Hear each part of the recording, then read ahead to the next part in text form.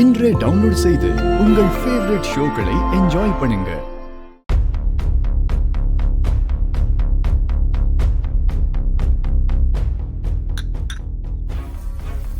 Seenu sir, உங்க பொண்டாட்டி எப்படி இருக்காங்க? அவளுக்கு என்ன, அவ நல்லாதான் இருக்கா. ஆனாலும் உங்க பொண்டாட்டிக்கு கொஞ்சம் நெஞ்ச திமிரு இல்ல, ரொம்ப திமிரு. எனக்கு ஒண்ணு தோணுது, சொல்லட்டுமா? என்ன? நீங்க ஒரு மாதிரி சாஃப்டா இருக்கீங்க. உங்க பொண்டாட்டி மேல ரொம்ப கேர் எடுத்துக்கிறீங்க. பார்த்து பார்த்து ஒவ்வொரு விஷயமும் பண்றீங்க. நீங்க அவங்க மேல அவ்வளோ பிரியம் காட்டுறீங்க, மரியாதை காட்டுறீங்க. ஆனா அவ அந்த அளவுக்குலாம் ஒர்த்து இல்லைங்க. ரொம்ப திமிரு பிடிச்சவளா இருக்கா. அவ ஒன்னும் உங்களை மதிக்கிற மாதிரியே தெரியலையே. உங்களை ஒரு வேலைக்கார மாதிரி நடத்திட்டு இருக்கா. நான் பார்த்த வரைக்கும் எனக்கு அப்படிதான் தோணுது. சீனு சார், உங்களுக்கு அவ கொஞ்சம் கூட மேட்சே இல்ல. ஒரு வர்த்தான மனைவியே இல்ல. ஹலோ, கொஞ்சம் நிறுத்துறீங்களா?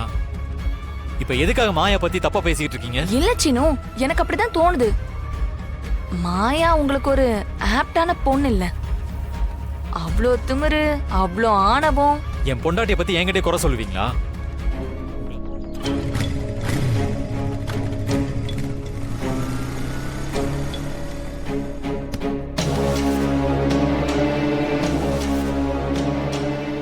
பப்பிமா, மாயா சீனு மேல இருக்கிற கோவத்தை விட்டுட்டு நீ ஒழுங்கா உன் வாழ்க்கைய பாரு. அடுத்தவங்க வாழ்க்கைய இப்படி கெடுக்கிறதுனால நமக்கு என்ன கிடைக்க போகுது? அதெல்லாம் வேணாம் பப்பிமா. மாயாவால அவமானப்பட்டது நான். அதோட வலி உனக்கு என்ன புரியும்? என் கண்ணு முன்னாடி நிக்காத, போ.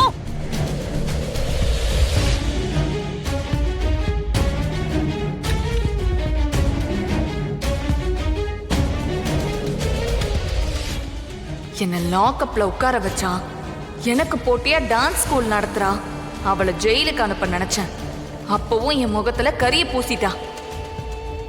அவ இவ்ளோ ஸ்ட்ராங்கா இருக்கிறதுக்கு காரணம் அவளோட புருஷன். அவகிட்ட இருந்து அவ புருஷனை நான் பிரிச்சு காட்டுவேன். வணக்கங்க. ஆமா தானா? தைப்பூசத்துக்காக காவடி எடுக்க மாலை போடணும். உங்க அப்பா மாலை போட்ட மாதிரி நீங்களும் மாலை போட நினைக்கிறீங்களா? ஆமாங்கய்யா. ரொம்ப சந்தோஷம்மா.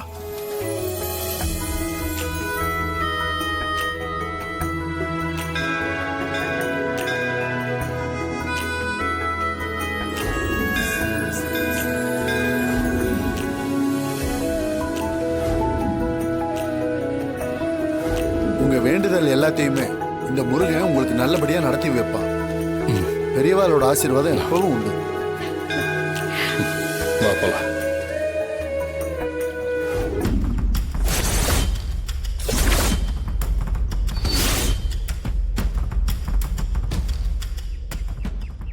உங்க அப்பா கூட மாலை போட்டிருக்காராமே. உங்க அப்பா போட்டதும் உன் புருஷனுக்கு போட்டு விடுறியாக்கும். நீ பெத்த அப்பனையே ஏமாத்திக்கிட்டு இருக்க. உன் புருஷன் அதுக்கு துணையா இருக்கானா? அந்த பாவத்தை கழிக்க தானே மாலை போட வந்திருக்காங்க. சரியா சொன்னீங்கன்னு. அவங்க அப்பாக்கு உண்மை தெரிஞ்சு இவங்களை வீட்டை விட்டு துரத்திட கூடாதுன்னு தான் முருகன் ஐஸ் வைக்க மாலை போட்டிருக்காங்க.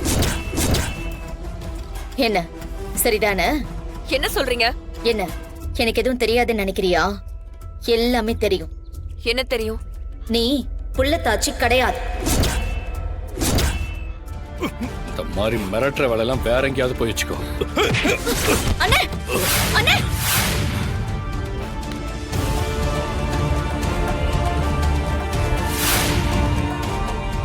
உன் பொண்டாட்டி என் கைய முறுக்குனா நீ என்னடானா என் அண்ணன் கழுத்தை நெரிக்கிற?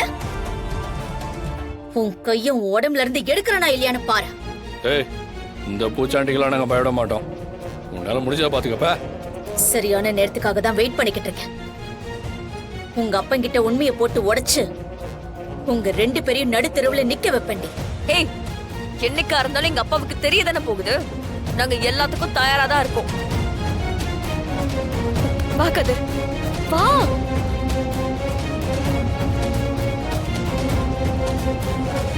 அண்ணே, உன் கழுத்தை நெரிச்சு அவனோட கையை எடுக்கணும்னு. கந்தனுக்கு அரோகரா. கடம்பனுக்கு அரோகரா. பழனிமலை முருகனுக்கு அரோகரா. சுப்பிரமணியனுக்கு அரோகரா. கதிர் வேலனுக்கு முருகா. முருகா முருகா. டேய் சிவா, ஆ? என்னடா நீயும் மாலை போட்டுட்டு வந்திருக்க? மாமா தப்புமா தப்பு, ரொம்ப தப்பு. ஆ? தனா, கதிரு, இனி நீங்க 2 பேரும் எங்கேயும் போக கூடாதுடா. இங்கதான் இருக்கணும். இங்க இருந்துதான் அவர் மனசை மாத்த முடியும். மறுபடியும் வெளியே போனா திரும்ப வர முடியாம போயிடுமோன்னு எனக்கு ரொம்ப பயமா இருக்குடா. எனக்கு என்ன தோணுதுன்னா, இப்பதான் பெரியப்பா தனாவுக்காக மாலை போட்டிருக்காரு. கதிரும் மாலை போட்டிருக்கான். வீட்ல சித்தப்பா மாமான்னு எல்லாருமே மாலை போட்டிருக்காங்க. இந்த நேரத்துல போய் அவர்கிட்ட சொல்லி இந்த வீட்ல ஒரு குழப்பத்தை உண்டு பண்ண வேண்டாம். ஒருவேளை அதுக்கு முன்னாடியே புவனேஸ்வரி மூலமா தனா பத்தின உண்மை உன் பெரியப்பாவுக்கு தெரிய வந்துருச்சுனா? அப்படி தெரிய வந்துச்சுன்னா நம்ம என்ன பண்ண முடியும்? பாத்துக்கலாம். சரி, அந்த முருகன் மேல பாரத்தை போட்டுட்டு நாம ஆக வேண்டிய வேலையை பார்ப்போம். எல்லாரும் காவடி எடுத்து முடிச்ச பிறகே இந்த உண்மையை சொல்லிடலாம்.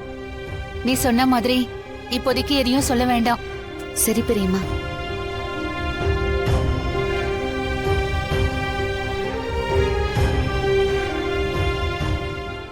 இத பாருங்க, இந்த இடத்துல நான் ஊர் தலைவரா தான் இருப்பேன்.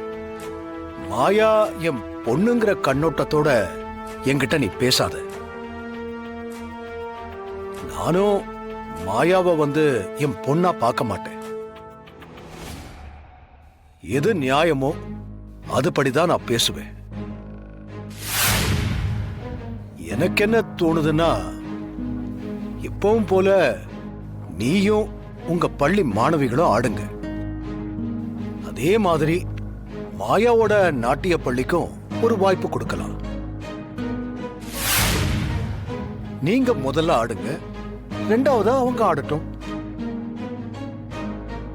இதுவும் சரிதான். ஐயா சொல்றபடியே பண்ணிடுவோம். மேடம், நான் மாங் ஹோட்டல்ல இருந்து வரேன். அண்ணன் பிரியாணியும் மட்டன் சுக்காவும் ஆர்டர் பண்ணியிருந்தாரு. இந்தாங்க மேடம். வெளியில போய் பிரியாணியும் மட்டன் சுக்காவும் உங்க பிள்ளைக்காக ஆர்டர் பண்ணி வீட்டுல கொடுக்க சொல்லிருக்கீங்க. அண்ணன் மாலை போட்டிருக்காருன்னு தெரிஞ்சும் நான் எப்படி மாமா பிரியாணியை வீட்டுக்கு கொடுத்து அனுப்புவேன்? எனக்கு என் தம்பி மேல அவ்வளோ நம்பிக்கை இருக்கு. அவன் என்ன மீறி எந்த தப்பு செய்ய மாட்டான். வீட்ல மட்டன் சுக்கா பிரியாணி எல்லாம் வந்துச்சா?